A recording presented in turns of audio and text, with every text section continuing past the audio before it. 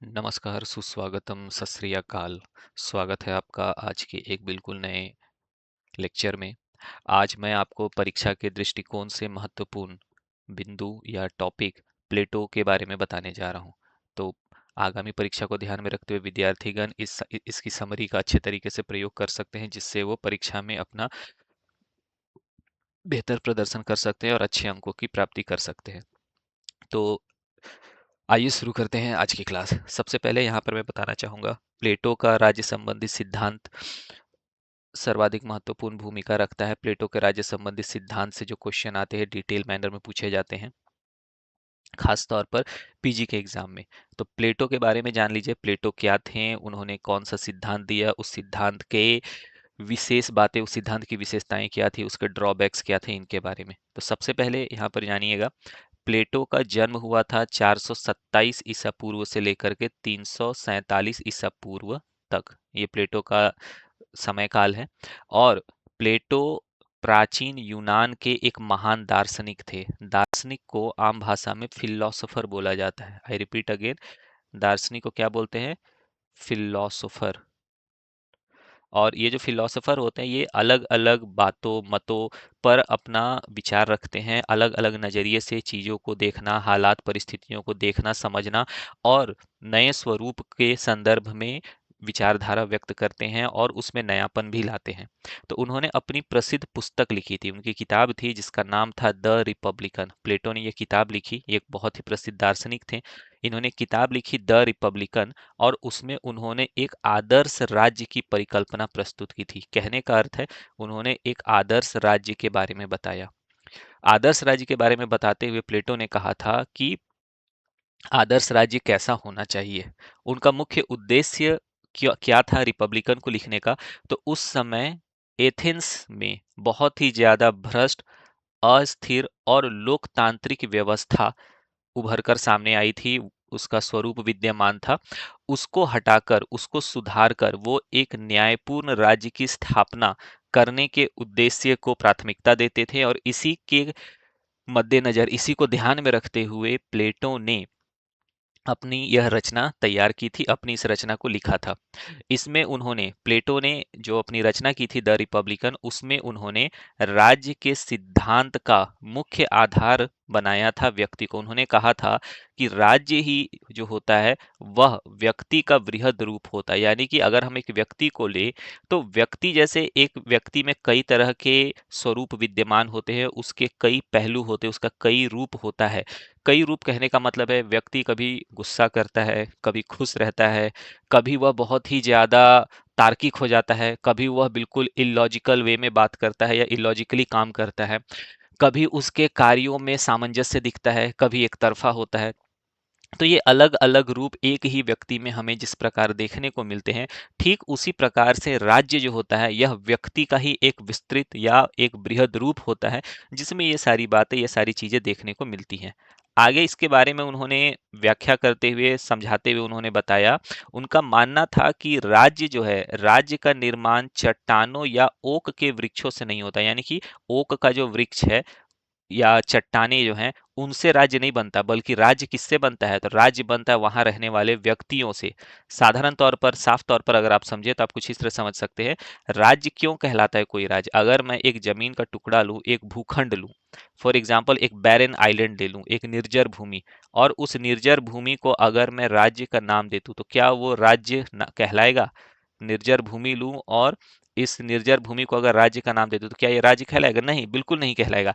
राज्य कब होगा? जब यहाँ पर लोग रहेंगे। जब लोग रहेंगे तभी उसका एक पूरा स्ट्रक्चर बनेगा, एक स्ट्रक्चरल वे में ये काम करेगा। तो इस बात को प्लेटो ने बहुत अच्छी तरह से समझा था, और इसीलिए उन्होंने बताया कि राज्य का निर्माण चट्टानों या ओक के वृक्षों से नहीं होता, बल्कि उसमें रहने वाले व्यक्तियों के चरित्र से होता है। उन्होंने कहा, state is individual writ large, अर्थात राज्य व्यक्ति का बढ़ा हुआ रूप होता है। आगे उसके बाद उन्होंने इन बातों को समझते हुए राज्य कैसा होना चाहिए, इसके संदर्भ में भी अपने विचार व्यक्त किए। उन्होंने बताया कि राज्य जो है, राज्य में क्या विशेषताएं होनी चाहिए, राज्य का जो कार्य होता है वह किस प्रकार से संपादित होना चाहिए, किन बातों को, किन कार्यों को प्राथमिकता देनी चाहिए, इन चीजों को उन्होंने बताया। प्लेटो ने अपने रिपब्लिकन जो उनकी रचना है उसमें उन्होंने आगे बताते हुए कहा कि मानव आत्मा या इंसान की जो आत्मा होती है, जिसे हम ह्यूमन सोल कहते हैं, इसमें तीन मुख्य गुण या तत्व पाए जाते हैं। और इन्हीं तीन तत्वों को उन्होंने क्या किया, इन्हीं तीन तत्वों को उन्होंने समाज या राज्य पर प्राथमिकता देते हुए समाज और राज्य के संदर्भ में उन्होंने उसे अप्लाई करने के लिए कहा। और कहा कि राज्य में तीन वर्गों का उदय होता है, जिस प्रकार मानव में तीन तत्व होते हैं ठीक उसी प्रकार। और इन तीन तत्वों को उन्होंने प्राथमिकता देते हुए बताया कि मानव आत्मा के तीन तत्व और राज्य के तीन वर्ग होते हैं। ये कौन कौन से हैं? यहाँ पर पहला हो गया मानव आत्मा जो होता है, मानव आत्मा के तत्व होते हैं, समाज का वर्ग होता है, मुख्य गुण होते हैं और राज्य में इसकी भूमिका होती है। कैसे? पहला विवेक, दूसरा साहस और तीसरा क्षुब्ध या तृष्णा। उन्होंने बोला कि मानव आत्मा का पहला तत्व है विवेक, यानी उसके पास हर एक चीज का एक रीजन होता है। और समाज का जो वर्ग होता है, इसी में उन्होंने बोला दार्शनिक वर्ग जो है वो हमेशा क्या रहेगा, वो शासक के रूप में उन्होंने प्राथमिकता उसे दी। उन्होंने बोला कि उसका मुख्य गुण क्या होता है, उसकी बुद्धि, उसका विजडम जो होता है, ये उसके मुख्य गुण होते हैं। और उसका मुख्य कार्य क्या होगा, शासन करना, कानून व्यवस्था बनाना। ये बात किसने प्राथमिकता दी, इसकी प्राथमिकता दी प्लेटो ने अपने जो सिद्धांत है, अपने सिद्धांत में उन्होंने सबसे पहले मानव आत्मा के तीन तत्वों को जो प्राथमिकता दी, उसमें उन्होंने बोला विवेक, साहस और तृष्णा। तो विवेक को लेकर उन्होंने बोला कि समाज के वर्ग में अगर हम देखें तो विवेक सबसे ज्यादा किसके पास होता है, फिलोसोफर्स के पास, दार्शनिकों के पास। तो दार्शनिकों को उन्होंने प्राथमिकता दी विवेक के दृष्टिकोण से, और उन्होंने कहा कि चूंकि उनके पास विवेक है तो उनकी बुद्धिमत्ता ज्यादा होती है सामान्य व्यक्तियों से, और इसी वजह से शासन में उनकी भूमिका और भागीदारी क्या होती है, सबसे ज्यादा सराहनीय मानी जाती है। आगे फिर उन्होंने बोला कि राज्य जिस प्रकार व्यक्ति है, व्यक्ति में विवेक होने के साथ उसमें साहस होना चाहिए ताकि वो अपनी जरूरतों, अपनी आवश्यकताओं को पूरा कर सके। अगर उसमें साहस नहीं होगा तो वो अपनी जरूरतें पूरा नहीं कर सकता। उदाहरण के लिए अगर एक व्यक्ति है और वह व्यक्ति अगर जंगल में रहता है, तो जंगल में उसे जिंदा रहने के लिए विवेक चाहिए, सोच समझकर खर्च करने के लिए कि कैसे वो संसाधन जो उसका सदुपयोग करे।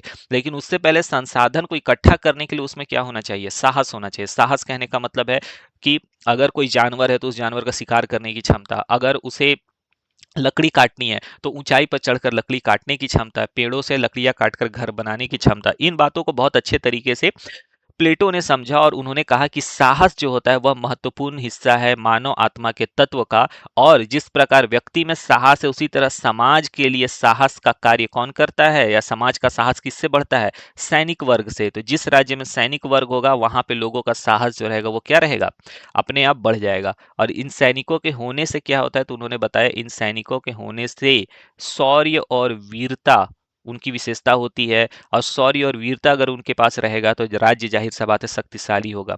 और इससे क्या होगा, देश की रक्षा और आंतरिक सुरक्षा जो है ये बड़े पैमाने पर क्या हो जाएगी, सुरक्षित रहेगी। मतलब देश सुरक्षित हाथों में रहेगा, देश की चिंता लोगों को नहीं रहेगी कि अरे आज हम लोग सोएंगे तो सुबह में कहीं कोई लुटेरा ना पहुंच जाए या कोई आक्रांता ना पहुंच जाए। ये चीज साफ तौर पर प्लेटो ने समझी। मानव विवेक से उन्होंने मानव आत्मा के तत्व में से उन्होंने विवेक के पश्चात साहस को चुना और सैनिक वर्ग को प्राथमिकता दी। तीसरे बिंदु में उन्होंने क्या किया, उन्होंने तृष्णा को चुना। तृष्णा यानी कि क्षुब्धता को, एपेटाइट जिसे कहते हैं। उन्होंने बोला कि समाज जिस प्रकार व्यक्ति के पास कारण होता है या विवेक होता है, व्यक्ति के पास साहस होता है, तो व्यक्ति के पास इच्छा भी होती है, तृष्णा होती है, जिसके बिना कुछ हो नहीं सकता। अगर उसके पास इच्छा ना हो तो वो कुछ करेगा ही नहीं। तो उसी तरह उन्होंने बोला कि तृष्णा जिस प्रकार है उसी तरह समाज में इच्छा जो होती है उसके लिए होना चाहिए उत्पादक वर्ग जो इच्छाओं की पूर्ति कर सके।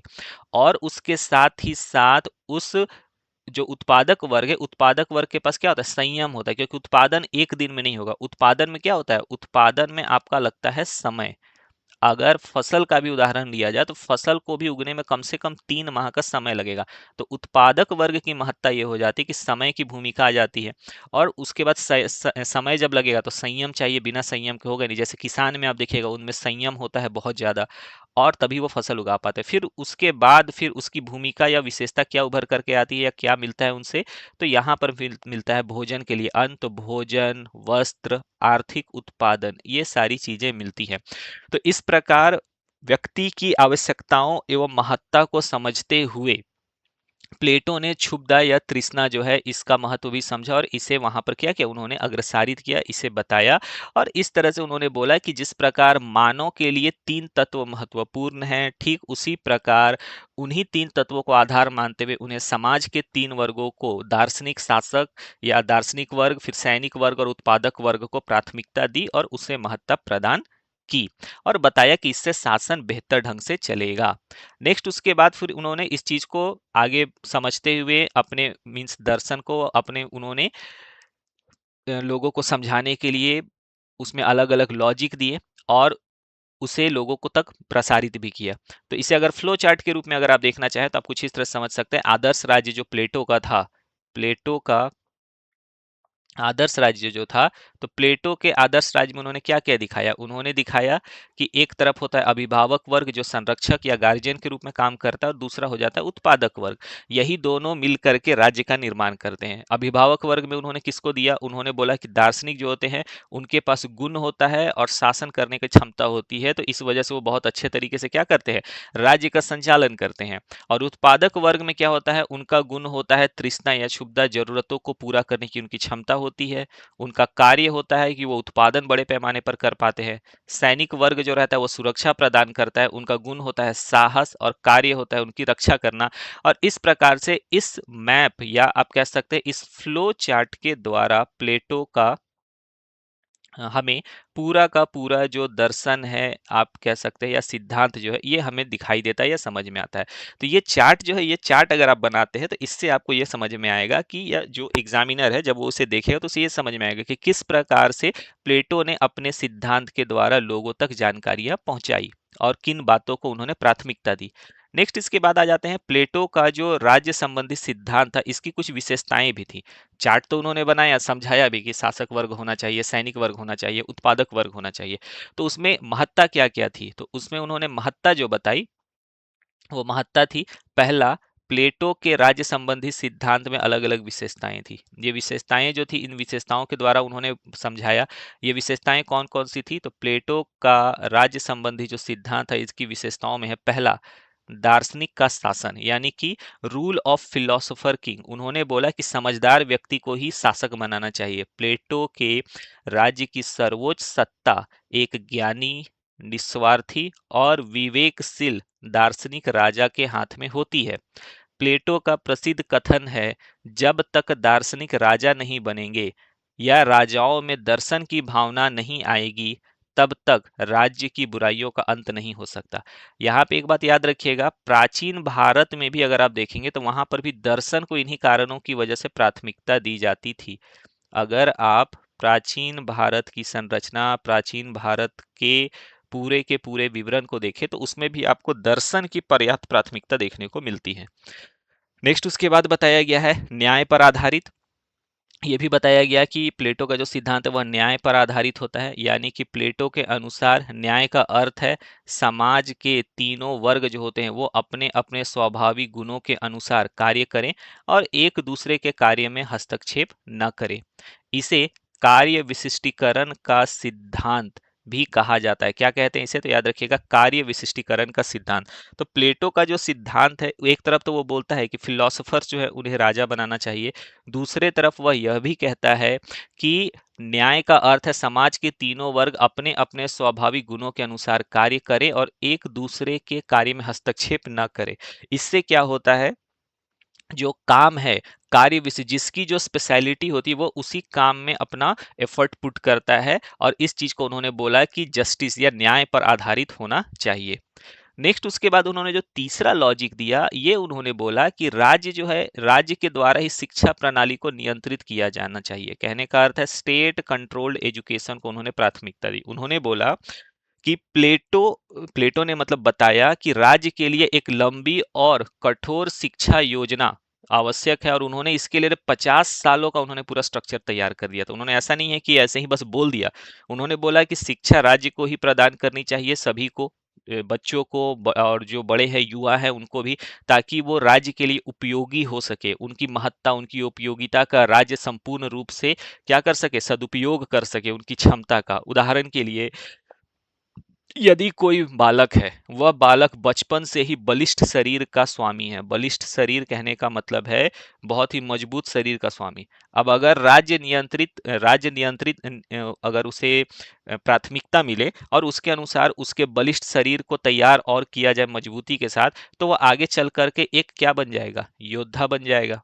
और ऐसा प्लेटो का तर्क था कि अगर ऐसा किया जाए तो इससे ज्यादा फायदा होगा, ज्यादा सकारात्मक आउटपुट मिलेंगे। और उसी जगह पर कोई बालक है जिस बालक की बुद्धि बहुत तेज है, प्रखर बुद्धि है, तेज है या फिर प्रखर बुद्धि है, तो प्रखर बुद्धि का अगर वो स्वामी है तो जाहिर सा बात है कि उसे क्या किया जा सके, उसे नव निर्माण कार्य में लगाया जा सकता है। नव निर्माण यानी कि नई नई चीजें बनाने के लिए क्रिएटिविटी में उसको पुट किया जा सकता है और वो नई नई चीजें बना सकता है। तो इस तरह से उन्होंने राज्य नियंत्रित शिक्षा प्रणाली को भी पर्याप्त महत्व दिया था।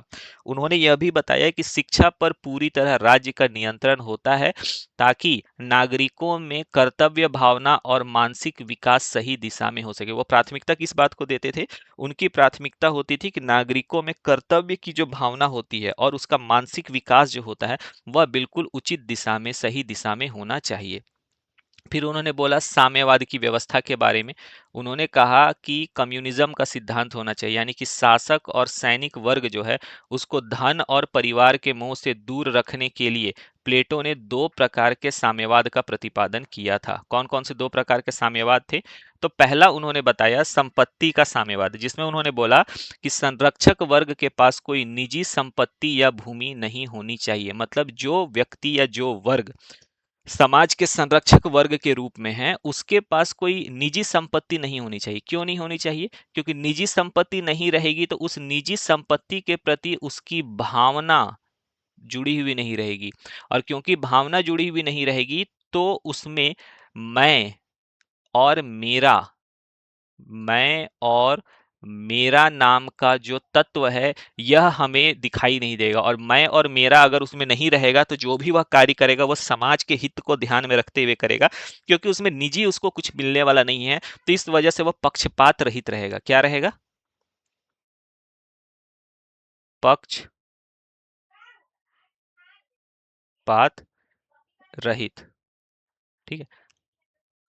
आगे फिर नेक्स्ट उसके बाद उन्होंने बताया परिवार स्त्रियों का साम्यवाद। उन्होंने कहा कि परिवार जो है, परिवार का साम्यवाद। उन्होंने कहा कि संरक्षक वर्ग जो होगा उसका कोई निजी परिवार नहीं होगा, यानी कि उसकी अगर स्त्री है, उसके बच्चे हैं, वह राज्य की संपत्ति या साझी संपत्ति माने जाएंगे। मतलब ऐसा नहीं कि वह अपने परिवार का भरण पोषण करेगा, उसे राज्य के द्वारा भरण पोषण के लिए निर्धारित राशि और अन्य संसाधन उपलब्ध कराए जाएंगे। और इस प्रकार से उसने क्या किया, जो भी व्यक्ति राज्य का संचालन करने वाला होगा उसको पूरे तरीके से उसने राज्य के प्रति ही समर्पित कर दिया। तो चूंकि राज्य के प्रति उन्होंने समर्पित कर दिया, तो इसकी वजह से फायदा क्या हुआ कि उस व्यक्ति के निजी हितों को कार्य करने के दृष्टिकोण से कोई भी कार्य ऐसा नहीं बचा जिसपे वो प्राथमिकता देता। आगे फिर नेक्स्ट बताया जा रहा है कला और साहित्य पर नियंत्रण। तो कला और साहित्य पर उन्होंने पर्याप्त नियंत्रण दिया। उन्होंने censorship on art and literature, इसको भी महत्ता प्रदान की। बोला जा रहा है कि प्लेटो का मानना था कि चरित्र के बिगड़ने से कई प्रकार की समस्याएं होती है। ये हो गया अनैतिक कला, कविताएं और नाटक, इन सभी पर अगर प्रतिबंध लगा दिया जाए तो कई हद तक समस्याएं जो थी वो समस्याएं सुलझ सकती है। अब यहाँ पे याद रखिएगा चरित्र कैसे बिगड़ता है। अनैतिक कला, फॉर एग्जाम्पल अगर कोई व्यक्ति है और उससे इस विषय पर रुचि है कि जो निर्माण होता है उस निर्माण में किसी विशेष प्रकार की कला में उसकी दिलचस्पी है। फॉर एग्जाम्पल मान लीजिए अगर उसका जो रुचि है वह उग्र कला में या उग्र स्वभाव में है, उग्र स्वभाव की कला में, अग्रेसिव चीजों पर, तो उसकी वजह से उसके नेचर में अग्रेशन आ जाएगा जिसकी वजह से समस्या उत्पन्न होगी। पोइट्री अगर कोई सुनता है और पोइट्री में भी अलग तरह से वो अग्रेशन को सुनता है तो भी ट्रबल हो जाएगा। नाटकों पर भी इसी बात को ध्यान में रखते हुए उन्होंने बोला कि इन चीजों पर प्रतिबंध लगाया जाना चाहिए। नेक्स्ट फिर बोला जा रहा है पुरुष और महिलाओं की समानता के बारे में। उन्होंने कहा equality of man and women. Plato ने अपने समय से बहुत आगे वो थे। उन्होंने क्या बोला? उन्होंने बोला कि महिलाओं को पुरुषों के समान शिक्षा और राज्य के शासन व सैनिक कार्यों में भाग लेने का पूर्ण अधिकार होता है। उन्होंने बताया कि जो भी महिलाएं होती हैं, पुरुष होती हैं, उनको शिक्षा और राज्य के शासन व सैनिक कार्य में भाग लेने के लिए पर्याप्त प्राथमिकता होती है, पूर्ण अधिकार दिया जाता है। उसके बाद फिर उन्होंने अपने राज्य के जो सिद्धांत दिए थे, इन चीजों को लेकर के कई बार उस पर विवाद भी हुए। जैसे उन्होंने पुरुषों की समानता को लेकर के उन्होंने महत्ता प्रदान की। उन्होंने कहा कि महिलाओं और पुरुषों को समान शिक्षा प्रदान की जानी चाहिए और साथ ही साथ सैनिक कार्यों में भाग लेना चाहिए। उसके बाद फिर प्लेटो का जो सिद्धांत था, इन चीजों को लेकर के कई बार कंट्रोवर्सीज भी हुई। कंट्रोवर्सीज हुई मतलब इतिहासकारों ने उसकी आलोचना भी की। उस आलोचना में बताया जा रहा है कि उन्होंने क्यों आलोचना की। प्लेटो का जो सिद्धांत था यह व्यवस्थित था, बहुत हद तक ये समाज के लिए उपयोगी भी था। और प्लेटो जो थे, ये आपके कौन थे, इनके शिष्य हुए अरस्तु। सुकरात, सुकरात के बाद फिर प्लेटो, उसके बाद फिर अरस्तु। इनके जो शिष्य थे, इन्होंने इसकी कड़ी आलोचना की। मतलब इनके शिष्य ही क्या हो गए, सबसे पहले इनके खिलाफ हो गए। ये अपने आप में एक आपको यूनिकनेस ही दिखेगा। अक्सर आपको ऐसा देखने को मिलता है, शिष्य जो होते हैं, जो जरूरत से ज्यादा अगर मीन्स आगे निकल जाए तो वो कई बार अपने ही गुरु की बातों को नकार देते हैं। जैसे अरस्तु का यहाँ उदाहरण आप देख सकते हैं। इन्होंने क्या किया, इन्होंने अति आदर्शवादी और काल्पनिक कहा इसे। इन्होंने कहा कि प्लेटो का सिद्धांत अति आदर्शवादी है। अति आदर्शवादी मतलब इतना ज्यादा अच्छा वो बोलते हैं या इतना ज्यादा अच्छा उनकी कल्पना है कि प्रैक्टिकल लाइफ में ऐसा पॉसिबल ही नहीं है। ऐसा हो ही नहीं सकता कि समाज में सबसे बुद्धिमान जो है वो सब कुछ करे और बहुत अच्छे तरीके से हो जाएगा। ऐसा बिल्कुल संभव नहीं है। इसके पीछे का कारण है, अगर ये कहा जाए, फॉर एग्जाम्पल अगर मैं उदाहरण लूं, हमारे देश का ही एग्जाम्पल ले सकते हैं। तो हमारे देश के अभी तक के सबसे ज्यादा आप कह सकते हैं विद्वान जो नेतृत्व करता हुए प्राइम मिनिस्टर हुए, वो हुए डॉक्टर मनमोहन सिंह। तो डॉक्टर मनमोहन सिंह अगर हुए, उनसे ज्यादा पढ़ा लिखा कोई नहीं है। लेकिन अगर सफल प्राइम मिनिस्टर की बात करें तो सफल प्राइम मिनिस्टर में आपको देखने के लिए कौन मिलेगा, इंदिरा गांधी का नाम आता है। ठीक है, इंदिरा गांधी के अलावा आप देख सकते हैं नरेंद्र मोदी भी सफल प्राइम मिनिस्टर में ही काउंट हो जाते हैं। अगर इनके अलावा अगर आप काउंट करोगे तो इनके अलावा अगर आप देखोगे तो लाइक पंडित जवाहरलाल नेहरू तो खैर वो तो सबसे पहले शुरुआती दौर में है। तो पंडित जवाहरलाल नेहरू का तो खैर नाम सबसे पहले, वो तो श्रेणी के सबसे अग्रणी है। तो यहाँ पर आप देखिए कि लॉजिकली अगर प्लेटो के सिद्धांत को कहा जाए तो उसके अनुसार सबसे सफल होना चाहिए था डॉक्टर मनमोहन सिंह को। लेकिन ऐसा नहीं हुआ। सबसे सफल सफल में अगर कहा जाए, पब्लिक के बीच में ज्यादा पसंद किए जाने वाले कौन हुए, तो ये हुए। तो इसके पीछे का मुख्य कारण क्या है, क्या ऐसे ही हो गए या फिर इसके पीछे कोई रीजन है। तो इस बात को अरस्तु ने बहुत अच्छे तरीके से समझा था और उनकी ये बात जो है बहुत हद तक लॉजिकली अप्लाई भी हुई कि लोगों को या थ्योरी के पॉइंट ऑफ व्यू से अगर कहा जाए तो नो डाउट कि वहां पर आपका जो दर्शन है या फिर आप कह सकते हो जो दार्शनिक है, वो अच्छे मीन्स नेतृत्व करता या अच्छे शासक के रूप में थ्योरेटिकली सही लगते हैं। लेकिन प्रैक्टिकल लाइफ में ऐसा पॉसिबल नहीं है। इस बात को किसने बताया, इसको बताया अरस्तु ने।